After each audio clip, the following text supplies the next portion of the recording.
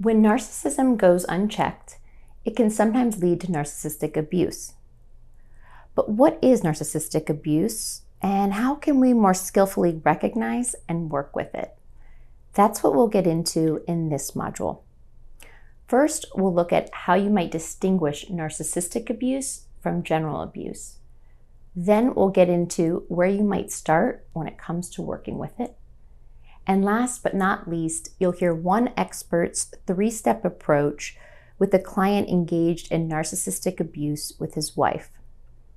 So let's start in and get a sense of exactly what we mean when we talk about narcissistic abuse. There have been more conversations about the idea of narcissistic abuse and how does that differ from a different type of abuse. And in my view, abuse more broadly can happen for a number of different reasons. It's never excusable in terms of the impact that it has on a victim or a survivor of that abuse. We all understand the impact of abuse is profound.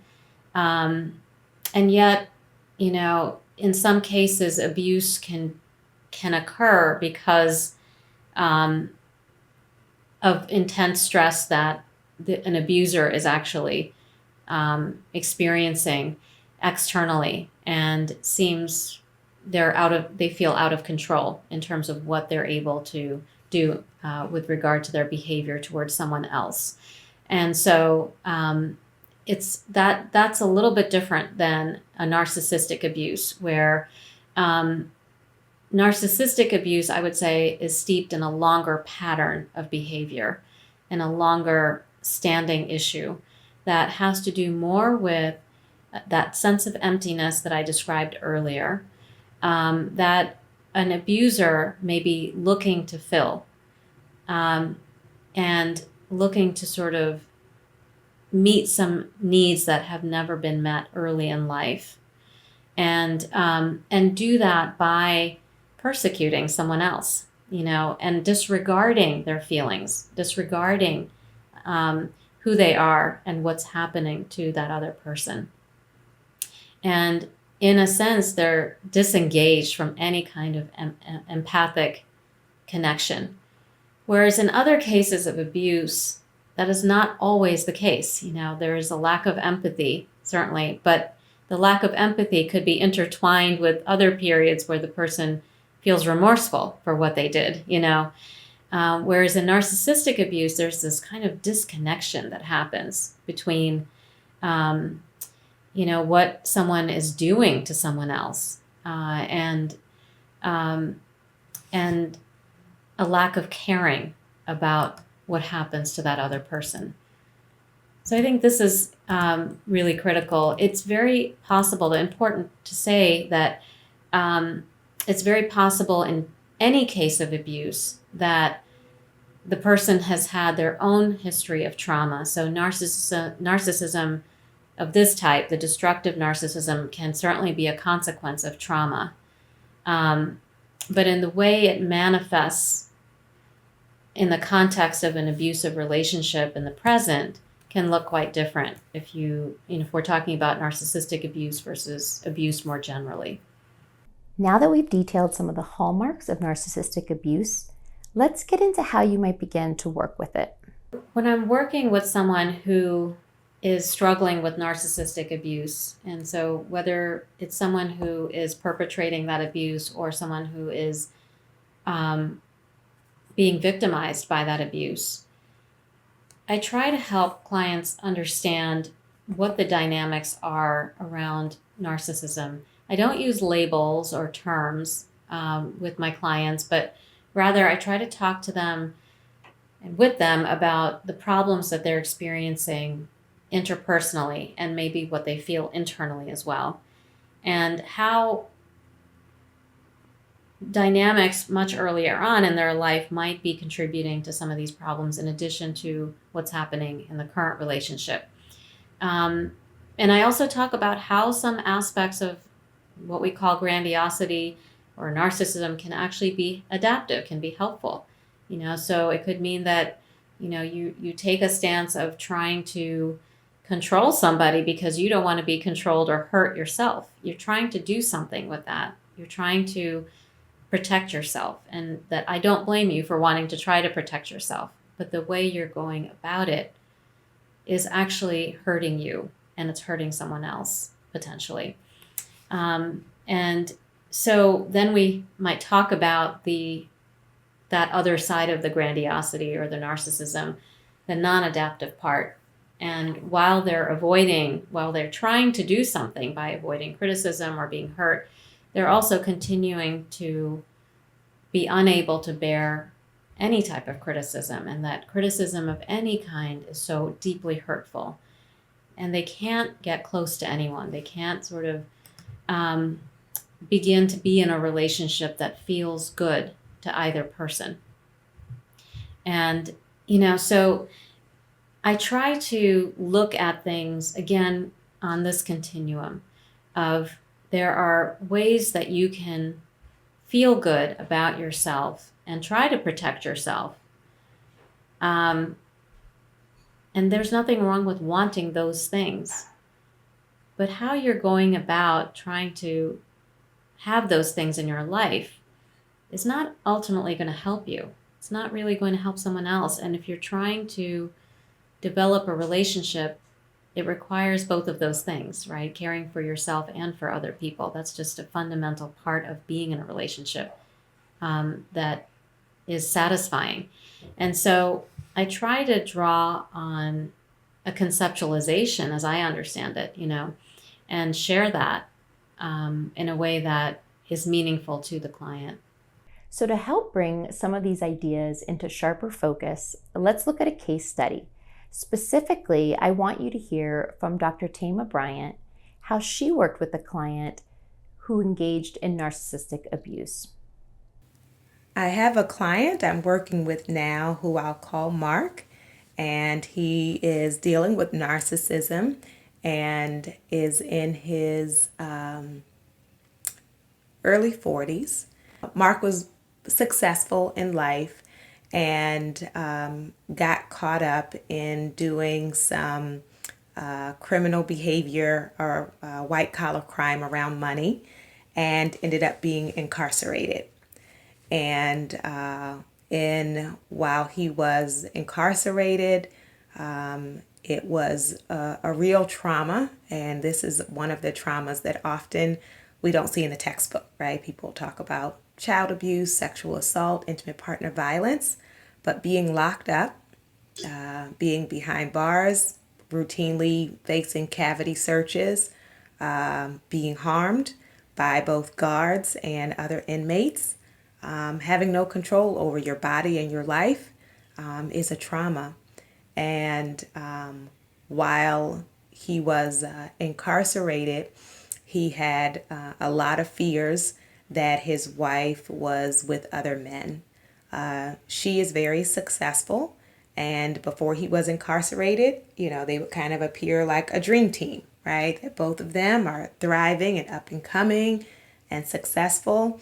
And so initially when he was released from prison, they felt they needed to separate because there was a lot of tension and argument.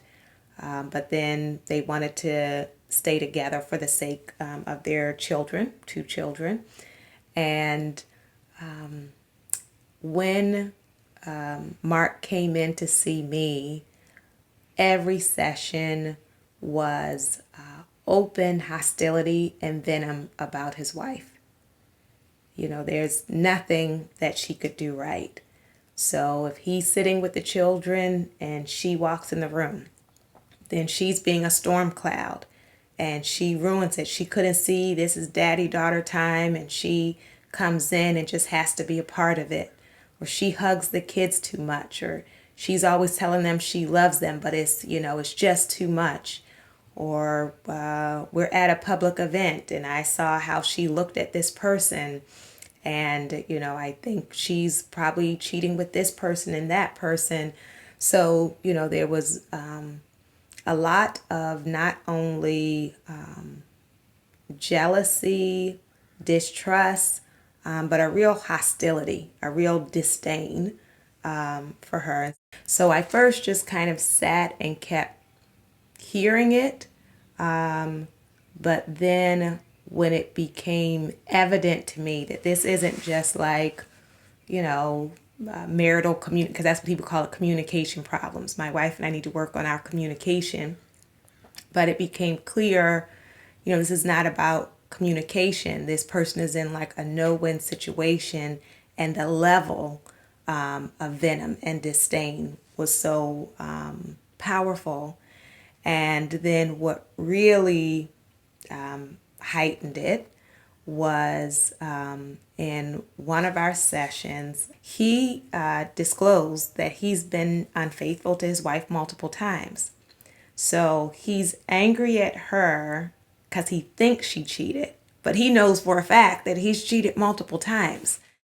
Now, I want to pause us here for a moment because, as I know, we all know, clients with narcissistic traits often struggle with that introspection and self-awareness. So with that in mind, take a listen to Tama's 3-step approach.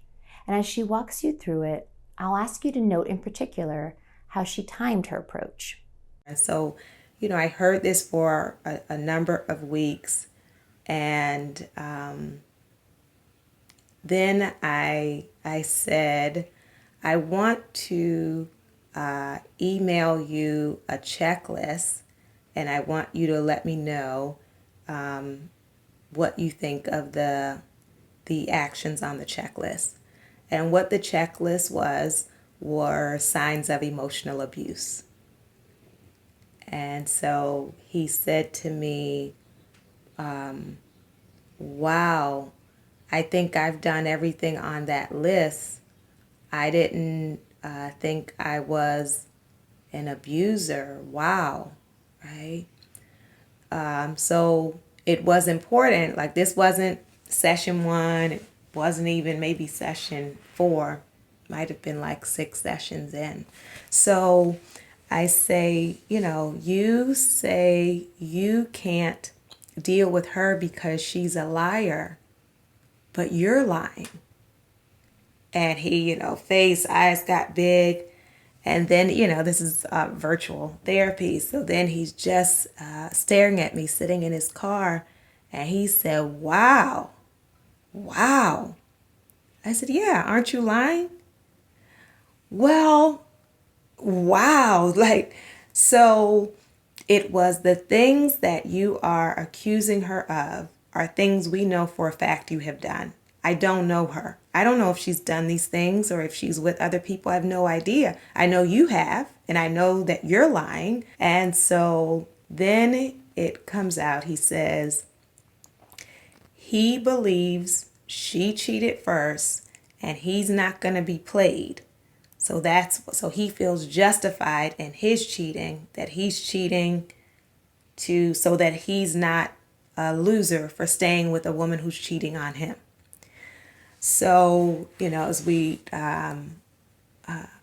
start digging through that, having to consistently confront and name things because when he's debating whether or not he should stay with her, then, I say to him, from the way you talk, you hate her. So why would you want to stay? So he just kind of looked startled. And I said, you know what I think? I think actually you don't hate her. I think you love her and you're very insecure. And he just started crying and said, yeah, yeah, doc, I am. I don't know what to do about that. So Tama's first step with this client was finding an effective way to pierce the veil of his grandiosity. And she was able to do this through a skillful combination of pacing and a simple exercise designed to awaken introspection and self-awareness. Tama then moved the client onto the second step, helping him address his underlying insecurities.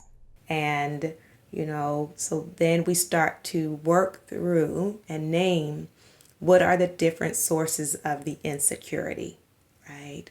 So one source of the insecurity is before his mom died, his mom told him he was a loser and a failure. And he can't remember what they were talking about that made her say that. So it's like here's this pivotal moment, this hurtful moment, but he can't name like what that was in response to. And so that's kind of like the last declaration from his mother. And then naming the insecurity around his wife is, he has this insecurity around his sexual performance and not sure that he is quote unquote pleasing to her. And then he has the financial insecurity as a result of his crimes and, the debts that they owe, even though he has a job now that is well paying. The pay basically goes to pay off these debts. And so they are very much dependent on his wife's successful salary. So if sexually, financially, emotionally, her needs are not being met, then that sense of what do I have to offer here? After helping her client unpack his insecurities, Tama was then ready to advance him to the third step of the process, getting him to shift his focus towards change. Just recently, another piece I had to lay out for him is, when we think about transformation, people have to want to change. And the way I hear it is you don't want to change. You want her to change. And what I'm also hearing is you don't even feel bad for cheating on her. You feel justified in it. So there isn't really space to transform your relationship because you don't feel you need to be a part of the change. And so, this is another moment where it's almost like he's knocked off balance because there aren't spaces where he talks freely. And so, a big part of our work, and I'm still seeing him, has been naming the fact that he is not the victim in this marriage. And that getting him to sit with that, to acknowledge it. There are moments when he can, and then it will flip to, well, both of us, right? It's, you can't let go. And, I don't know the wife. I don't know what she has done. So, he wants to, I say, well, here it is. You suspect she's done things, but you have definitely done things. And, the way you show up in the marriage from your own description. So, often people come in and they want to present themselves in a great light, but the way you talk about her, the way you treat her, this is emotional abuse. So it was a risk for me to name it as such, but I also knew it was necessary because one of the dangers the pits we can fall in as therapists is to walk on eggshells when we're dealing with someone who is narcissistic because we don't want their disapproval.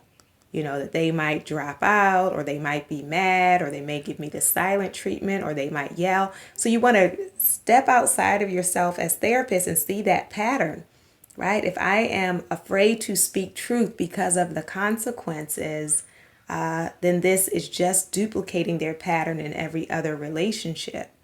And so to be able to name truth, but here, it is important to have the rapport and relationship whereby he knows I want wellness for him, right? I want him to be settled within himself. Because even one of the points that really hit his heart was this idea of if I decide to leave, then I have to tell the kids. And as soon as he started thinking about telling the children, he started crying. And this is one of the rare times in therapy where he became very tearful.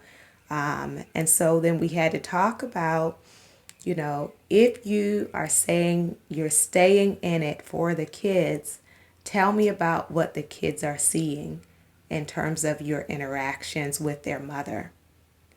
What are the messages they're receiving about relationships or about marriage? And so that, became a entryway in terms of something he cares about. And so it has also meant when he does, quote unquote, have a point, acknowledging that, right? So there are times in the marriage where the wife will do something that's not helpful or not kind. And so it's not that whenever he comes in with a complaint, I don't just always say, but what about you? And you did this, you did that. So to hear it, right? To hear that, yes, I can see how that would be upsetting. I can see how that would be disappointing. And, right, we hold that. And then to be able to step back and see the larger frame, the larger picture of the dynamics in this marriage. But I will say the big breakthroughs were being able to name the emotional abuse and for him to acknowledge the insecurity.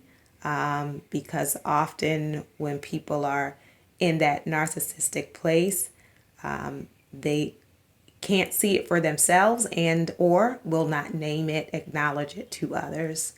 And so, he will say, the reason I'm coming here is to work on myself, and I'm going to couples therapy, so we can work on it, but then having to highlight the contradictions of you're saying you're working on it, and last month you were with this other lady, and you've done this thing, and you've said this, so that he can hold the fullness of the story, not just the script which says that he is the victim or the one who is being wronged. I am still seeing the client, and he has decided that he wants to make the marriage work, that he wants to stay, because that was another part that he had to own. At first, he was presenting it as they were both uncertain. But as I continued listening, I said, no, your wife is in it. Like, you're the one that has kind of put on the table, I'm not sure. And so you're holding all of the power, and she's sitting here waiting for your decision. And that is, a power play. So to name, the power in that, the dysfunction in that, and what are the other options in that? Because in his mind, there was like no other way of, and what is the underlying theme? If I'm not watching her, she's going to make a fool of me. And why would she make a fool of me? Because fundamentally, I am not deserving of her, right? But that is the part he had not known, seen, acknowledged before we started doing the work. And so it is still a work in progress. I will say there have been times when he is able to identify for himself his decision making where he made a different choice, right? Where the prior him would have been upset about something and, been explosive or yelling or, so there's never been any physical abuse, but, verbal and emotional. And so the most recent incident was he had a birthday gathering for her. A small number of people came over, and she did something at the birthday that he was upset about. And he said, but I knew I didn't want to make a scene. And I know you would say, like, it's her birthday, don't ruin it. And, and my daughters are there and watching. So, I just held it. And, then he shared what it was at the party that made him upset. So, it's a continuous process, but it is important for there to be truth telling and rapport but then also skill building. There's one thing to identify the insecurities and the behaviors, but a lot of times people have been in this pattern and don't know another way. And so what are my other options? What can I do in these moments? And also removing removing the blinders when there are some things that are unknowable. So then you have to decide, what are you going to do with the information that you have, as opposed to perpetually living in this place and putting other people perpetually in this emotional prison. Now, in the next module, we'll look at how you might help families shift out of the cognitive and behavioral patterns that can sometimes create an intergenerational transmission of narcissism. I'll see you in Module 7.